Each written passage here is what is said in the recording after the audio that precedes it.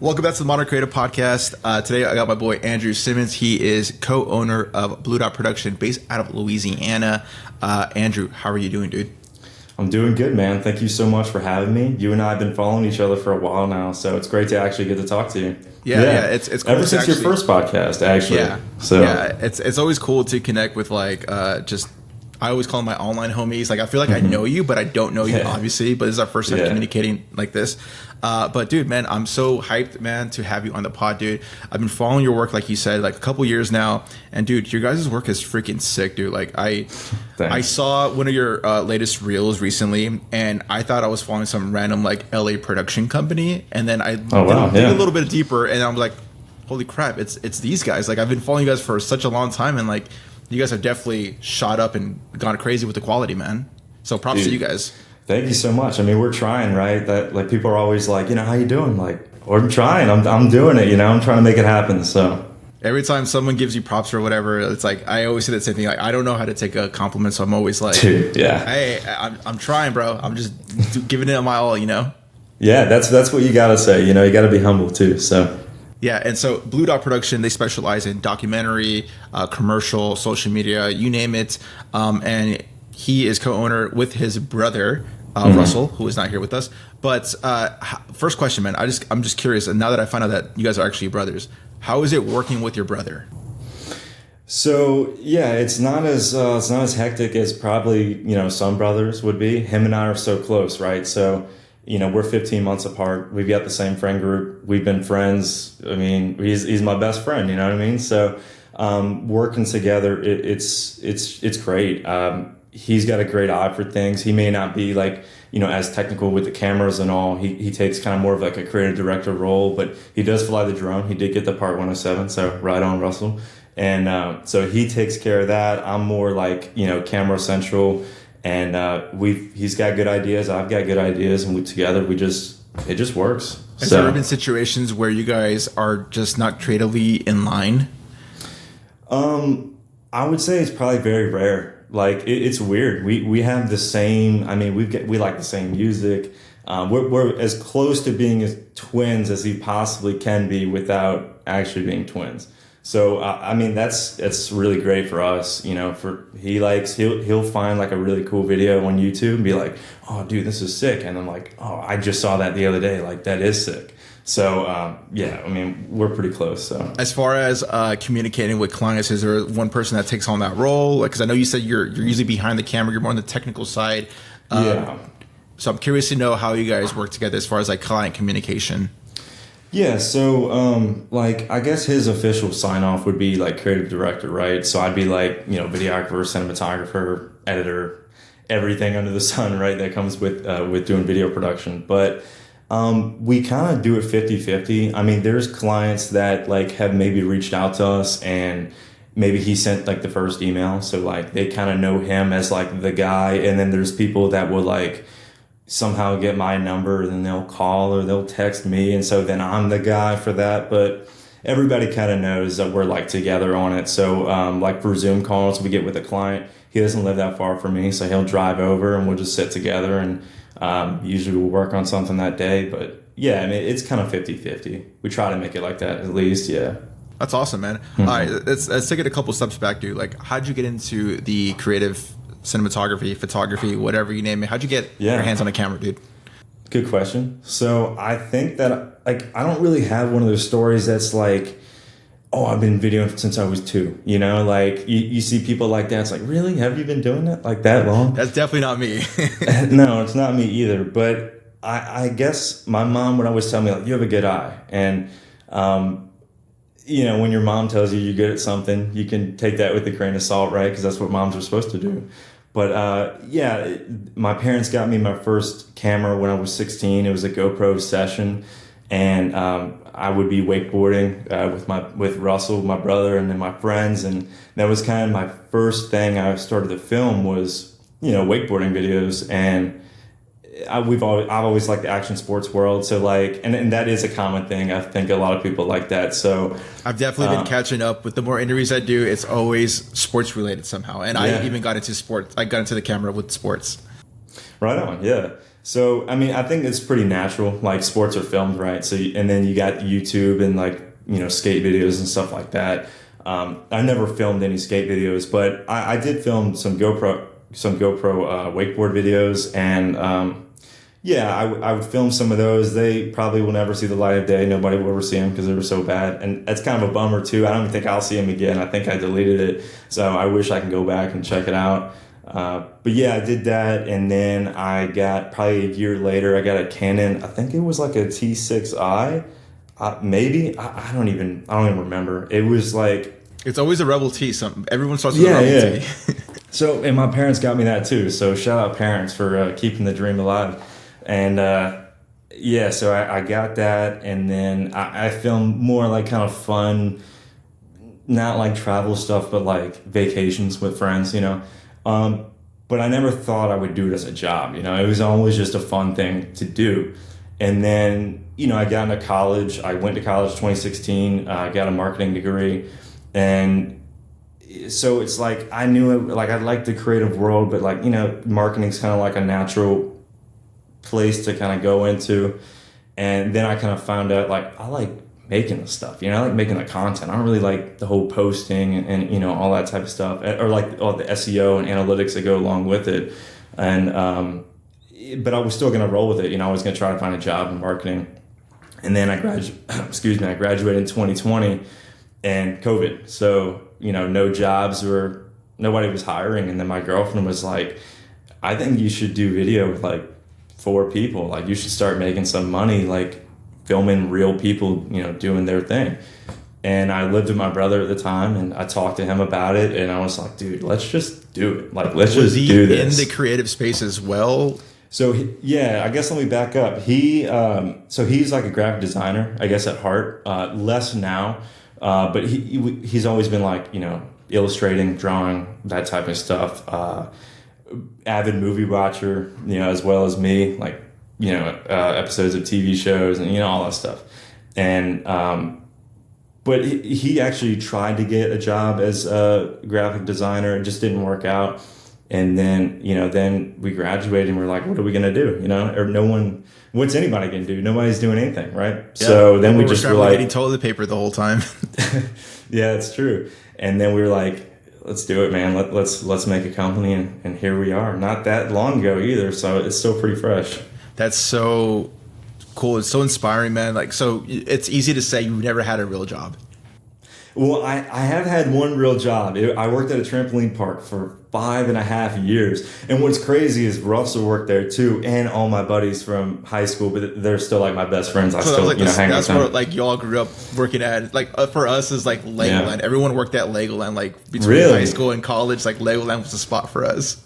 Right on, Legoland. That's pretty cool. So that was your guys' spot. That's awesome. I mean, yeah. And when you were working there, just curious, like, was there like a switch? I know like you had to go through school and nobody was hiring because of the pandemic, but was there like a switch where you're like, dude, like I'm not meant for the 9-to-5 life? Like, did you always know you wanted to be an entrepreneur and start a business? So Russ and I think our favorite pastime is to come up with ideas and never follow through. So like, we started a little clothing company, but he was into graphic design, so it was like, why not? And it was called Stasis, and which is like a play on homeostasis, and it's like, like your cells, like they change to the environment, keep you alive and all that type of stuff. And then our whole slogan was obey your passion, and because Stasis, so it was like, because you need your passions to keep you living in life, to make things new. So we started that, and we didn't get very far with that. We had like one drop, and our parents bought some stuff, our friends bought some stuff, and then we did a few other like very, very small ventures that like I wouldn't even call it maybe a venture. It was just like an idea. And so like, entrepreneur-ish, but not really. I kind of always was like, I'll do a 9-to-5 or whatever, as long as the job's cool. Like I always wanted to work for RedBull. That was like, just because the action sports world, I was like, man. Well, you kind of did. I saw some of your work. Yeah, we could get into that though. Yeah. I've kind of come full circle with that a little bit, which is so sick. But yeah, I'm definitely excited to talk about that. But I knew that I didn't want to do like one of those, I guess, boring 9 to 5s. I always, if I was gonna do something, I wanted it to be cool.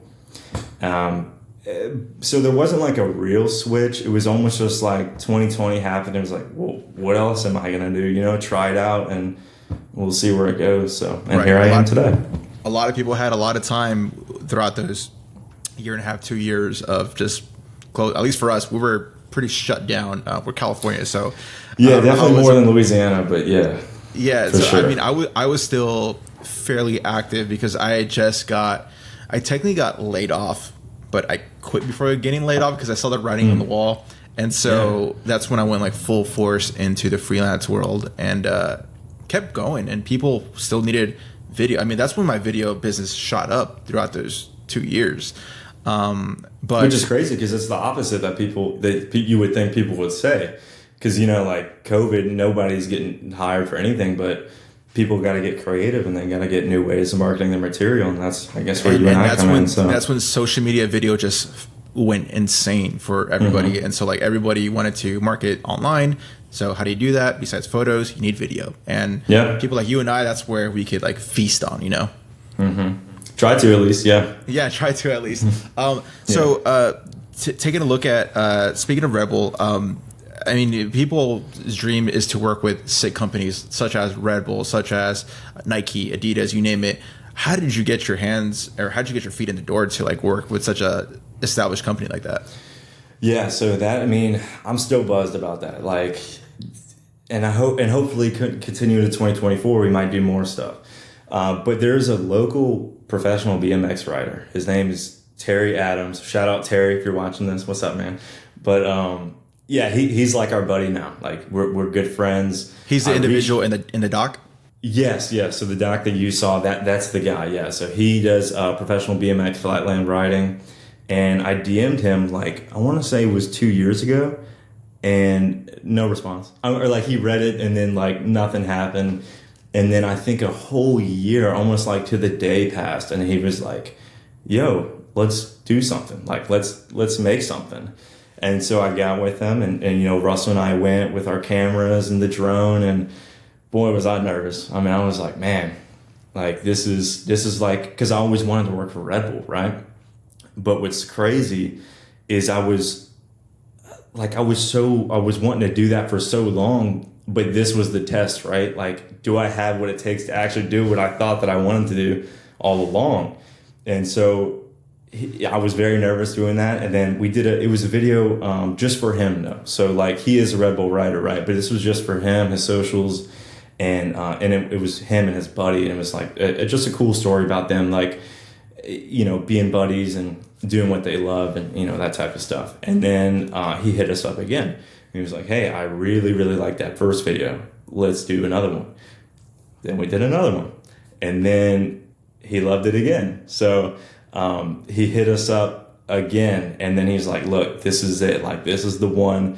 I want you to do a documentary about my 20-year adventure on RedBull," because he's still a contracted athlete to this day. I mean, that video came out just a few months ago, but what he was trying to explain to us is like, man, being a RedBull athlete for 20 years is not normal. Like, very few people have made it that far because RedBull is very cutthroat. You know, if you're not the best, get out the way. We get somebody that's better.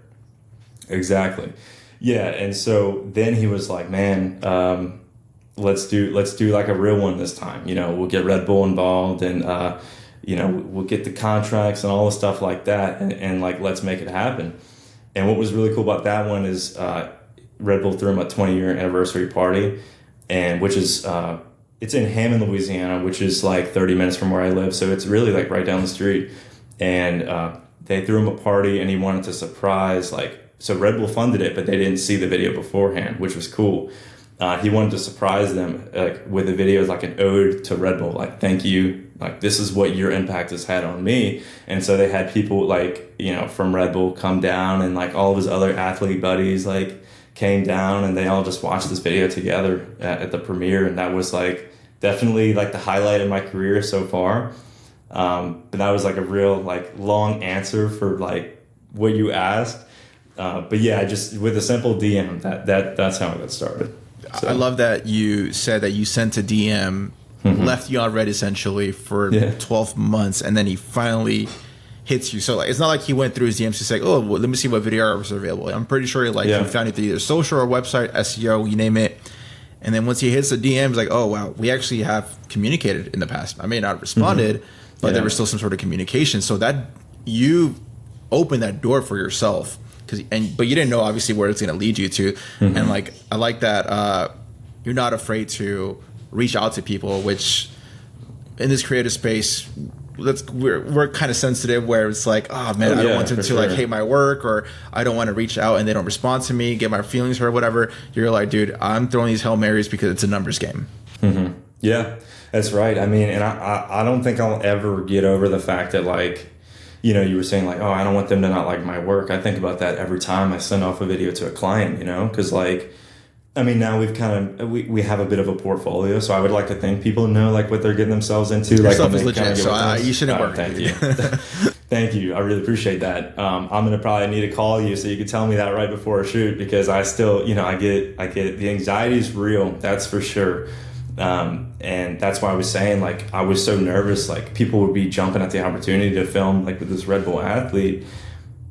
And I was, but I was also equally as nervous, because is it going to be as good as I envisioned it in my head from like all these years? So yeah, it's just about like just making it happen. So I'm lucky that I did it. So going into that doc, like, how did you approach the storytelling? Like, I'm sure he obviously had his 2 cents of like, I kind of want to go this way, but creatively speaking, like, how were you able to translate that and put it on the actual big screen, such to say? Yeah. So what's really cool about him is that we had done 2 videos together before, and he loved, you know, whatever we did. He's like, and I guess, spoiler alert, he like wants us to do like a lot of stuff for him, like going forward. So like now we have that relationship with him, and he likes the style that we have. So I didn't have to worry like too much about making something that he, I guess, was really proud of, because he kind of knew what to expect, I guess, anyway, through us.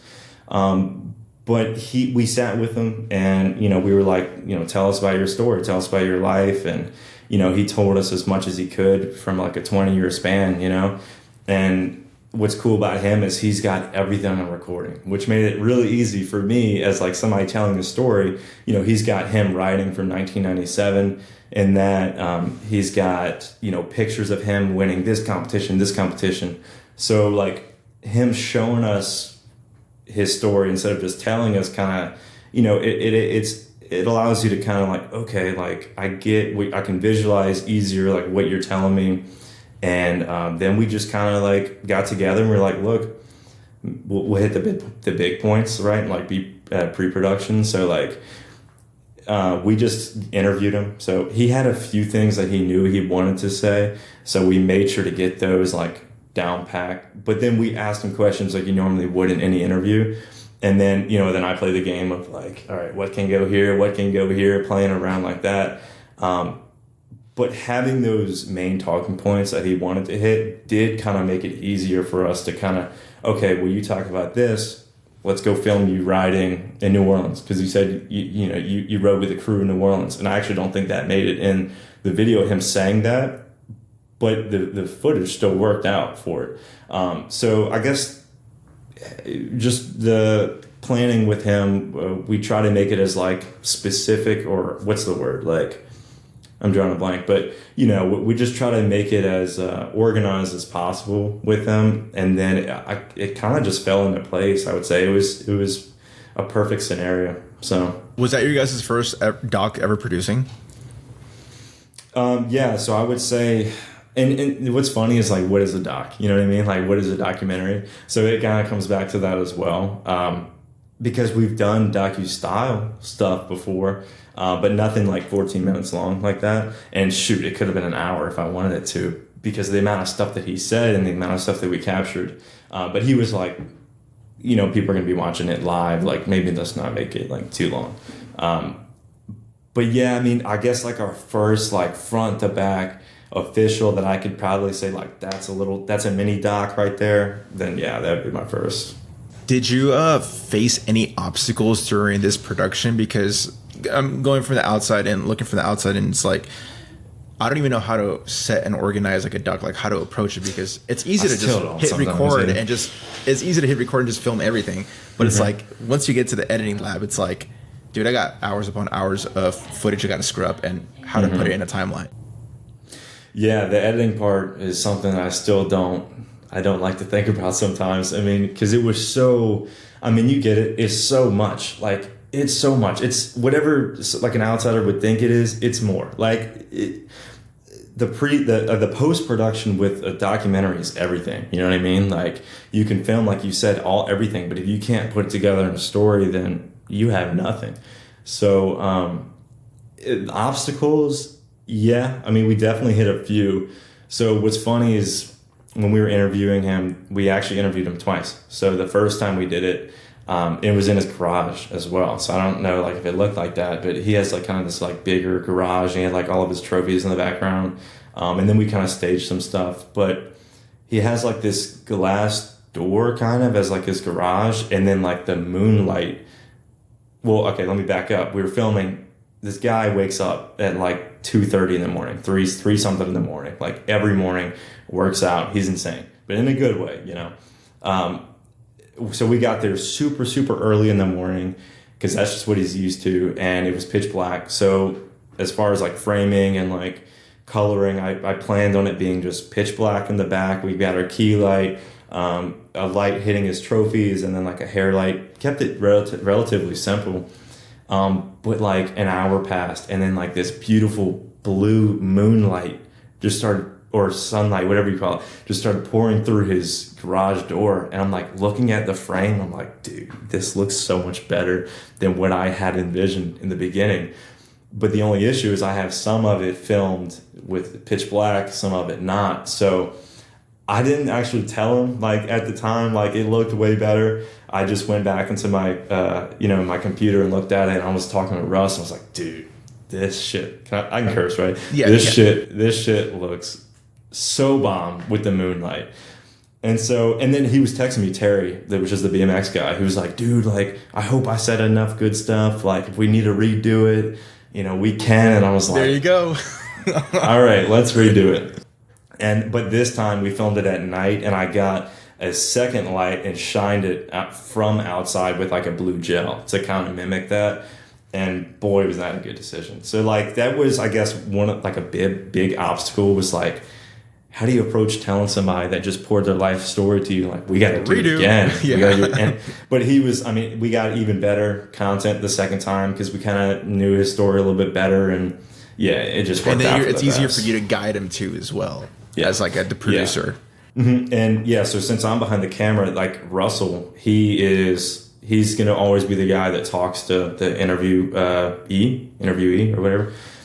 So Russell was really good at, just having a conversation and just pulling out, vital things that he would say that, that would help our production in the long end. So that's awesome, man. I love that, like that whole story of, I can only imagine the editing. How many hours is ballpark? Yeah. Well, what I do know is I finished it in 2 weeks. So that's probably like, that's actually pretty I don't know. I would say some people would say it's good. Some people say it's bad. I think it's good. Okay, good. I like that. All right. We'll say it's but good. I don't know much about documentaries, so I don't know. But it's pretty good. I'm still learning too. Yeah. So and you're probably still balancing like client work as well, right? Mm-hmm. Yeah. And I think when we filmed that for him, God, it was a nightmare. But like in a good way. Like I always like to say that some of our clients, they just get together behind the scenes. We're like, hey, let's ask them to do these videos for us all at the same time. So like, I feel like that always happens. You got to strike when the iron's hot, man. Yeah. But the edit, I spent a week, and now this isn't like 8 hours a day, but it is like a good chunk of the day because I wanted it to be, I wanted it to be good. It had to be good. It had no other option other than to be good. And so I spent the first week just looking at his voiceover, looking at his interview, trying to pull, things that fit, things that don't fit. And what I do, I don't know if I'm like I'm probably not the only person that does this. I'm sure other people do it as well, but I'll put the interview out and then I would just listen to it. And if something was good, I'd raise it to the audio track or like the, audio track below if it's good. or if it's relative, to the story. And so I run through the entire thing, and then everything that's relative, I pull that further down the timeline and I do it again. And then now I'm looking through it again and I go, okay, this might be a better point than this is. Pull it down to the audio track below, pull it over to the side, do it again. And I do that until I get to a point where it's like the content is like around the length that like the video should be. And then what I did with this one, because he talked about so many different things and I knew it was going to be a nightmare, is once I had about like, I don't know, maybe 15 to 13 minutes or so of just like talking points, then I started color coding. And I was like, okay, he talks about his early days of writing, that'll be yellow. Then he talked about, whatever. And then if you're an editor, guys, I mean, I'm sure editors know, but if you're a startup videographer, I color code my media as well. It's easier for organization purposes. So I highly recommend anyone that's listening to color code your content or your media. Yeah, definitely. I agree. And I just started doing it. I think that was like my first one that I started it with. And then I was like, man, this is easy. Well, not easy, but easier to deal with. And so that now I do that with all projects. But, and I will say this is when Russell comes into play, because I'll be editing and a lot of people probably don't have the luxury that I have with him, but I'll be editing and I get so numb to it. I'm looking at it for so long. I'm like, what even am I looking at right now? Russell, come check this out. And he goes, fresh eyes. And I can trust him, which is good too. It's not just somebody like, it's not like you just, a buddy that, hey friend, or hey mom, come check this out. Yeah, like, oh, that sounds good. But but that has nothing to do with what we're talking about. Yeah, so I'm very lucky that I can have a fresh set of eyes like that. And so then once it's color coded, and it's the length that it needs to be, then I pull in Russell and be like, what do you see here that sticks out? And so then he'll look through it and be like, this, he says that, something similar, take that out. I'm like, oh, I didn't even notice that. So that's when we work really well together in the post side. And then what's the hardest part is just making it a cohesive story. So that took a lot of time within itself. I mean, I knew that, how does any story start, right? Usually starts with like a timeline, beginning to end. So I knew that his early life writing, that would go in the beginning. So I kind of had an idea of what to do. And I would say that putting like the audio down is the hardest part. And once you do that, you just hope that you got good enough B-roll to fit it in. Right. So. Yeah, because the B-roll could be very tricky. I noticed you did say like you do a lot of like doc style work. And that's something I did notice. Yeah. That's something I noticed with your latest sprue that you just dropped recently. A lot of your client work does have a doc style feeling, even the color. Like, oh, cool. Yeah. It looks very, that's the way I like, I mean, that's what I'm trying to go towards. So how do you communicate that with your clients when a client approaches you and says, hey, I want to make a brand video of my mortgage company or whatever? I mean, I'm sure they don't know how it's going to look like. Do you communicate that with them? Like, hey, we could go with this like kind of color palette where it's like more vibrant, open arms, or more moody. How do you communicate that with them?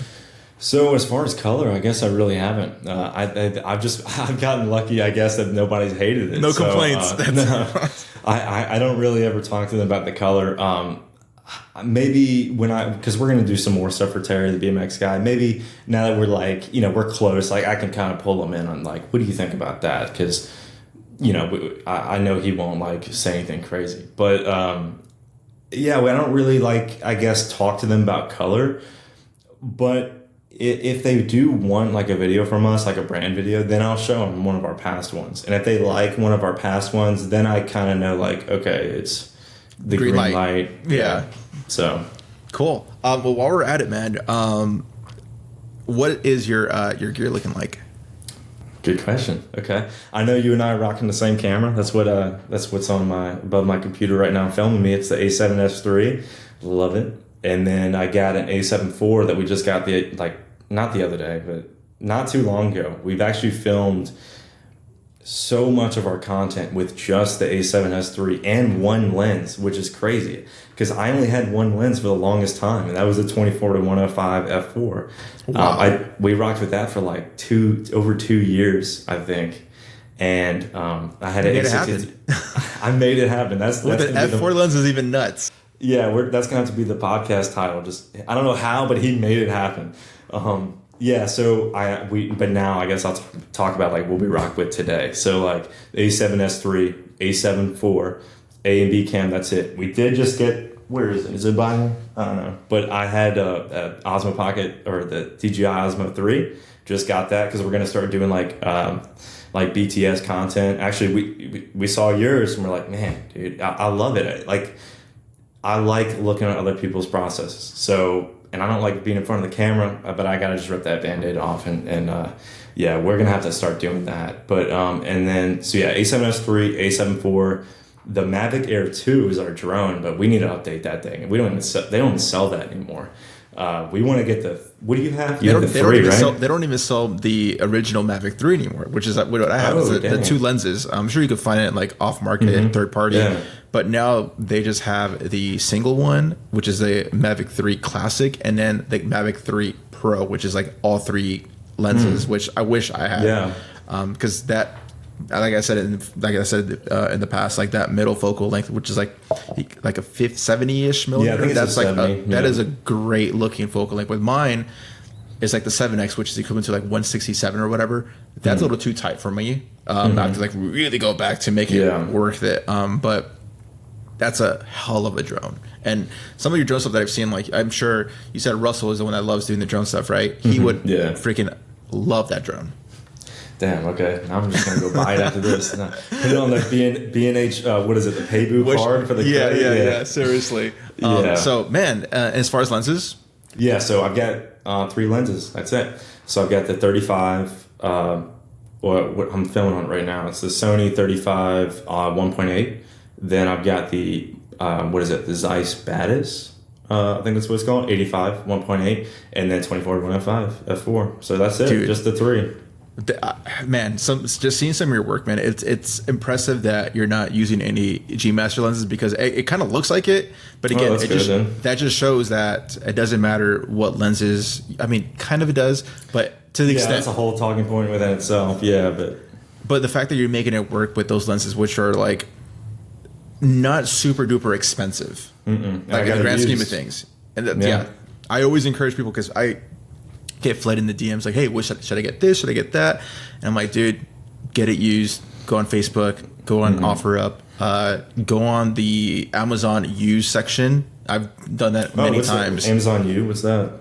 Used. Like used. Whenever you like see a product, there's like the original price, and then it has like a used price. And it's Amazon. They're not going to send you a piece of crap, and then if so they do, then you could always return it. Right. So I've saved myself hundreds of dollars just buying used gear, man. Do you ever see yourself, since you're approaching more the doc style work, do you ever see yourself getting the FX6? 100%. I need to do it eventually. Like, I think that's just like the path we all must go, right? Like, we need to get the FX6. And I want it so bad, but like, I want so many things. And I think that's just like the curse of being a filmmaker, or whatever you want to call yourself.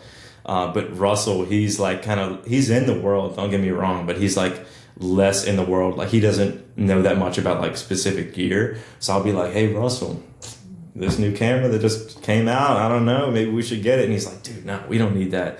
So I probably which he's right. You don't need it. Like, I want a million things, but I don't need it. That's why I don't pull the trigger necessarily, Yeah, for sure. But like, if I'm going to go more the doc route, which I actually, funny enough, I never thought I was going to do that. I would watch a documentary on Netflix, and I would be like, talk to my girlfriend, Gabby. I'd be like, do you know how much work went into that? Ain't no way I'm ever doing that. But here I am. So, but we're, at least we're trying to get like more into it. Hopefully we can get some more stuff next year. But yeah, the FX6, just like with the variable, like built-in ND alone, like everyone says that is like the one thing you'll never want to go back to when you go back to a mirrorless camera. It's like the internal NDs. The one thing I don't like about, and we could go super nerdy with this, is just with the FX6, it's such an expensive camera. The fact that it doesn't have touch focus is kind of insane to me. But some of the homies, like David, for example, who I've interviewed in the past, he says like the eye tracking is just as good as like the FX3 or the A7S III, so you don't necessarily have to tap to focus, but I do use that a lot though, and it's me too. Yeah, I don't think I could live without it actually. Right, like I can't just expect the sensor to pick up the face recognition all the time, because there's been instances where my camera is having trouble figuring out what's what. So I have to like tap the focus and then you're good to go, you know? Yeah. I didn't know that it didn't have tap to focus, so I'll be honest. But hey, good thing I didn't buy it. Like, yeah, I know. And I'm one of those guys. Like, I'm kind of waiting. Like, will an FX6 Mark II drop anytime soon? Dude, that's what I'm hoping. Like, that's what I'm hoping. Yeah. But at the same time, it's like that camera is so hot. Even though it's 2 years old, that camera is still so hot. It's still in high demand. I don't see Sony dropping anything anytime soon. If anything, I could see them drop an FX3 Mark II, if that. I don't know. I think the A7S might be dead at this point because the FX3 is now available. So I don't know. I don't know where Sony's going to head, but I mean, I do trust them because they're always innovative. They're always dropping new stuff. The new global shutter thing. I think from here on out, cameras are going to have global shutter. So that's another new piece of tech that mirrorless cameras can now like get into, you know. But, for sure. Yeah. I mean, and you hear people all the time. It's like, you know, you can do all these different things, all these different cameras, and it's like I'm a firm believer in like, yeah, gear matters, like for sure, it totally matters. But up to a certain point, like if you don't know how to tell a story, then you can shoot it on a Red or whatever expensive camera you want, and it's not going to be good. So like, yeah, it is like gear matters, but it doesn't. But it does. Your choice, you know, whatever you want to go with. What's your budget? That in the end, so. Yeah, but there are so many good options out there. But I'm really wanting to hope that they're going to release the FX6 Mark II or whatever. But yeah, I'm kind of with you on it. I don't think they're going to. We'll only time will tell. And as far as editing goes, what's your preferred software? DaVinci. So yeah, I'm on DaVinci. Started off on Premiere, and then it was either Premiere or it was my PC that I don't know why I decided to build my own PC. I'm such a Mac like fanboy or like Apple fanboy, and I saw that you just came out with a Mac, so we can talk about that too. But yeah, it didn't work. Premiere just wasn't working well for me on the PC. Really? Because I have a built machine, like it's pretty, and it's like from 2018. I want to say I went from 16 gigabytes of RAM, swapped it out for 32 gigabytes of RAM. My only thing is storage. That I have a 256 SSD internal, but I do use external SSDs. Yeah, but it's been pretty flawless for me. Shockingly, I'm so shocked to hear your computer is not holding.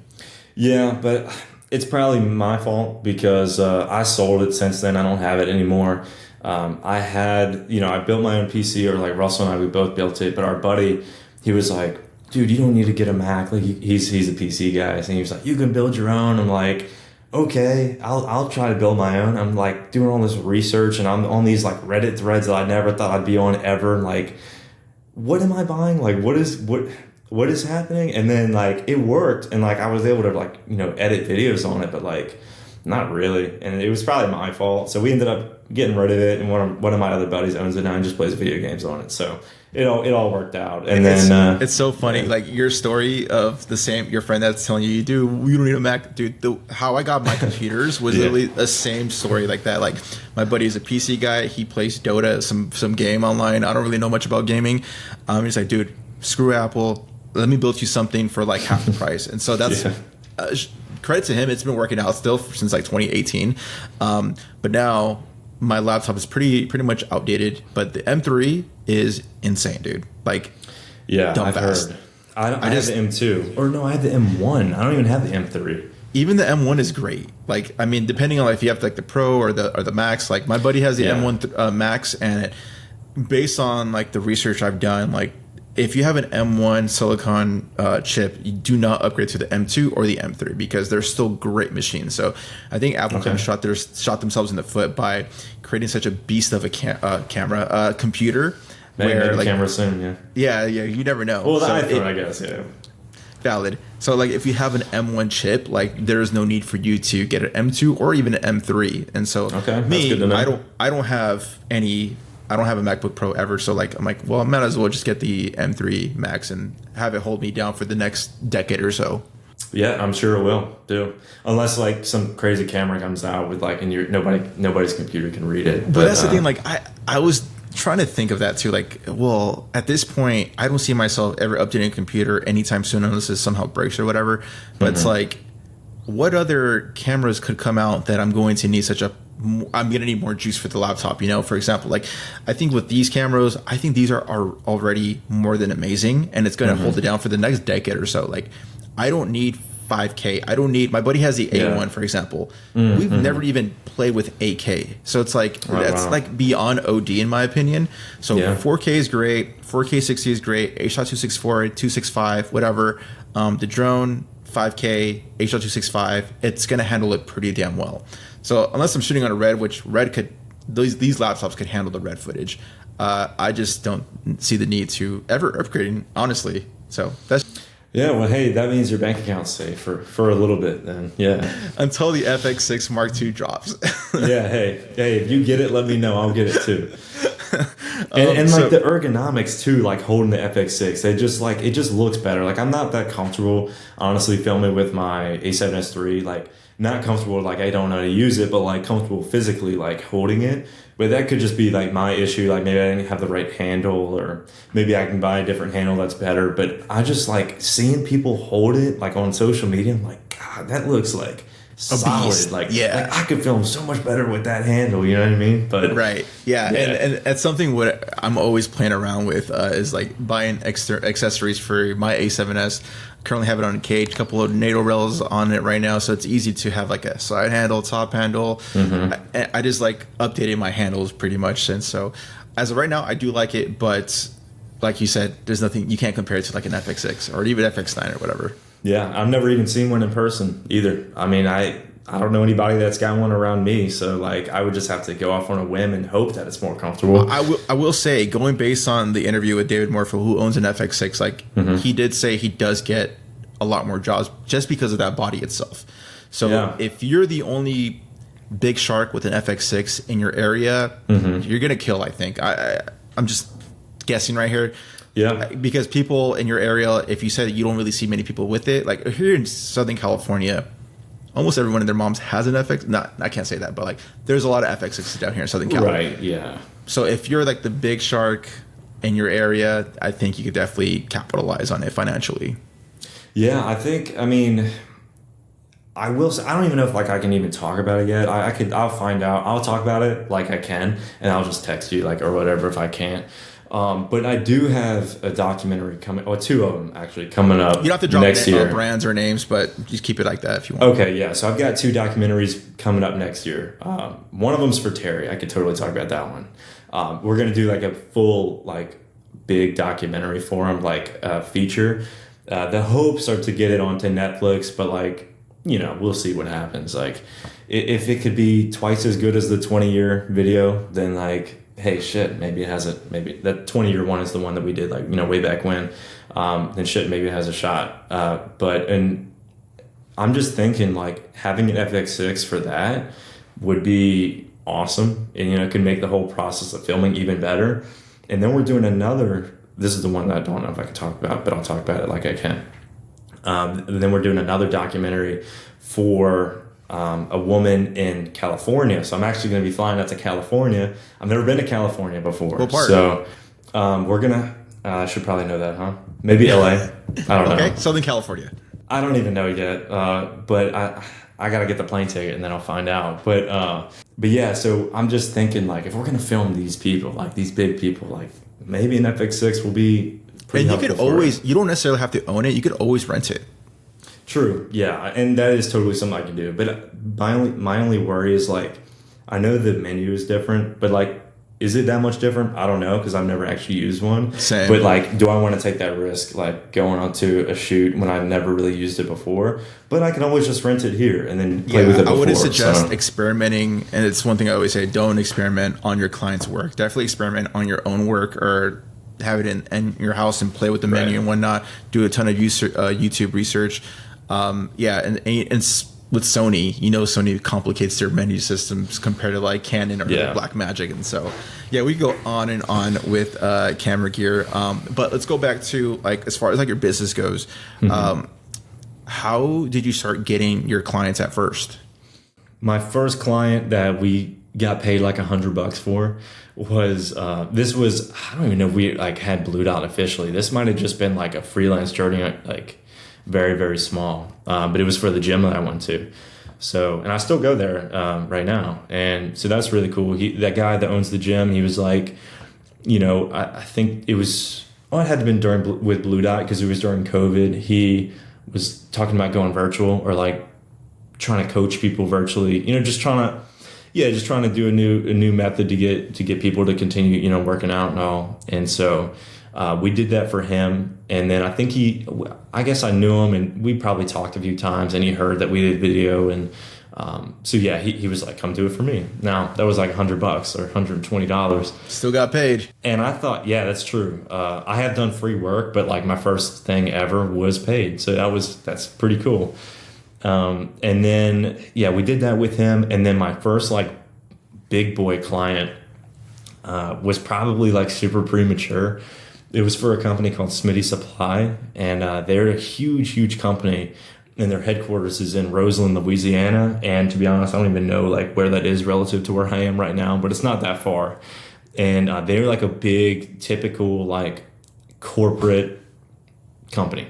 And they they manufacture like oil and lubricants for like, and I think they manufacture stuff for like Shell and all this stuff. And I got that client through my marketing professor at the college that I went to. I went to Southeastern Louisiana University, and she knew that I kind of like to do stuff like that because we would do class projects, and I would use my A6300 and I would like maybe film a little thing, like, because you had to act like you're working with like a real client, you know, and for like a marketing campaign. And so like I know video, I at least can like try to make something.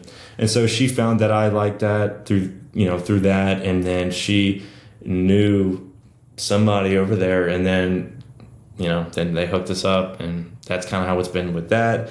And then, but I would say ever since then, it's got to be word of mouth. I mean, like, excuse me, I think like 95% word of mouth. I mean, that's just, you do good work and you just hope people are going to tell others. Spread your name. Yeah. It's similar to me. I don't pay any money for marketing or social ads. I know you guys have a marketing background. Do you do any marketing for your business? We did. Besides obviously social media. Yeah. So social media is it, really. We did do one like paid ad though for drones, and we didn't get a single thing from it, but it's okay. I think we only spent like $50 on the ad. But back then, I mean, shit, for and sure. That's one thing I've learned about social media ads, because when I used to work for the boutique real estate company, my first ever creative job, full time, they wanted me to learn social media ads, so they like pay for this training for me to do. And based on what I remember, is like, it's not just like you put money in one time and you're gonna get all these leads. It's like, no, it's like trial and error. So it's not a guaranteed thing that's going to work. Just because you put money in doesn't mean you're going to get an ROI. But anyways, I mean, social media, I mean, obviously that works for you. It's worked for me. And obviously word of mouth, as long as you show up, you kill it, you give a great product, and obviously an amazing service, they're going to spread your name. And it's pretty much, I get like random messages like, hey, such and such referred me to you. And I'm like, dude, I love that works. Dude, it is, man. Such a great feeling. And it just helps you know that like, oh, okay, people got my back, like right. People are like, they liked me enough that they would be willing to put their name on the line, like for me, for somebody else. So that's a good feeling. And I can't speak for you, but like out here, there's a ton of dope creatives out here, man. But they like how I communicate, how I work with them, how open-minded I am, and how I just get shit done, where I've communicated with such and such people because I know they've worked with other creators. I'm like, well, why'd you leave them and why'd you decide to reach out to me? It's like, well, because they pretty much say the opposite of what I said. Like, they're not punctual, they're not communicative, they do not honor their deadlines and stuff like that, which to me is like 101 stuff, but apparently it's not. For sure. Yeah, that's like, if you say you're gonna do something at a certain, like, deliver it, you better get it to them at that time. Like, it makes no sense that you would do it otherwise, unless something crazy happens. And I understand life does happen, but that's where you communicate, hey, something happened, I can extend 24 hours or whatever, which luckily for me, I get my shit done before the deadline even hits. So I don't never have to go through that awkward conversation like, hey, dude, sorry, I'm a little late. So, but as we're wrapping up, man, can you give 3 tips to any creatives out there that are trying to get into the space and try to make some money out of their cameras, man? it's hard to give advice sometimes because I'm still figuring it out myself, you know? So like, let's see. But you definitely have a couple of years under your belt, and you've had some successful, dope clients that you work with. Your work is obviously amazing. So thank you. Don't sleep on yourself, man. Don't sleep on yourself. Yeah. The imposter syndrome is real. That's for sure. I have it all the time, and I'm sure everybody else has it all the time. So, you know, one thing that I've learned is it's not going to go away. I'm sure the only people that don't have it is maybe like Christopher Nolan, but I don't know, maybe he's got it too. So, and how do you overcome it? I just go through it. I've got like Russell, you know, and that helps too, knowing that I'm not alone, like going on a shoot, because, you know, if you're by yourself, then it can look a little bit like, it could be easier to be like timid. It's just one person. But having, you know, and him being my brother, like, you know, having like a support system, it's really good. And, you know, I'm super hard on myself with my content because, you know, in the end, it's an art, you know, and it's like you put it out there, and what do people do with art? They judge it. They either like it or they don't like it. So having somebody like him to be able to just be a second set of eyes and be like, dude, this shit is fire, or like, you're good. Like, don't worry about it. So I would credit a lot of it to him, and then especially my girlfriend as well, who's super supportive, and then, you know, my parents as well. So that you just have to have good people around you. I think that's the only way you can get through it. Right. I mean, that sounds like a solid tip right there, is have a pretty dope support system. Mm-hmm. Yeah, that would be, yeah, for sure. Have people that hang out with cool people that are going to be supportive of what you do. And if you don't know people that are supportive, then I'm sure there's people that are around you that are going to be supportive or are doing the same thing as you know, like make connections with people around you. And that's something that I should probably take my own advice, because when I first started, maybe it's because I was so like new and I didn't know what I didn't know. But like when I first started in 2020, like I think Louisiana is definitely like farther behind than like, you know, California, or like where like the industries may be bigger, you know. Louisiana is usually last, like I feel like, to a lot of things. So when I started, there weren't that many like videographers around, but now there are. I mean, everyone and their mother has a camera now, you know, and then especially with iPhones. So people are, and then like social media marketers, like now they're creating content too. So it's like, there's a lot of like competition, but it doesn't always have to be competition, you know. They could be people you can reach out to, talk to. You know, there's a few people around here that are like real solid, that if I ever need like another hand on a job, like I'll reach out to them. So yeah, I've learned too, it's like, don't see fellow creatives in your area that are both freelancers or business owners. Don't see them as competition. I see them as like colleagues. I may never know when I need an extra pair of hands. I may never know when they may reach out to me and say, hey, I can't cover this shoot. Can you do it for me? Which has happened many times, where I'm like, dude, I never thought you'd hit me up. But clearly you like what I'm doing, or you like the work or whatever, and you clearly trust me to work with your clients. It happens all the time, man. It's better to be friends with people that do the similar things to you, instead of looking at them as competition and like, fuck that guy or whatever. Yeah, and that's advice that I definitely need to take as well. Not that I'm saying like, oh, fuck these people, you know, because I try to be as friendly as I can, you know, or just like a good person. But, you know, when you see people getting jobs, and then if you might not be getting jobs at the moment, it's like, it's hard to not be like that, you know. But then it's just like, you just have to utilize social media the right way, you know. And sometimes I think I need to take a break from it. Like, I think right now I probably should just delete the app for like a week, you know, just step away from it, because I've been like, I would say maybe like a little bit of a creative slump recently. And then I see all these people online that are just posting this like the most insane content ever. I'm like, God, like, what the hell? So it's hard not to, and that's kind of where imposter syndrome comes in. It's all related. But yeah, you just gotta have supportive people. I'm not gonna pretend like that's never affected me, because I do see. I mean, I've been in situations where like I get home from a dope shoot from a dope client that paid well, and I'm like, man, I'm feeling hyped. Then I open up Instagram and I see someone working with Nike or Adidas or like some sort of like local club team right here, and I'm like, damn, why can't that be me? But then I have to like slap myself. I'm like, dude, like, you're doing great too, man. It's like, so I completely understand what you're saying as far as like the social media. So the one thing I do, I just get out of social media and just like concentrate on something else, either my work or just like watch TV just to get my mind off. Oh, my light just went off. But that's pretty much it, man. And it's been working out for me.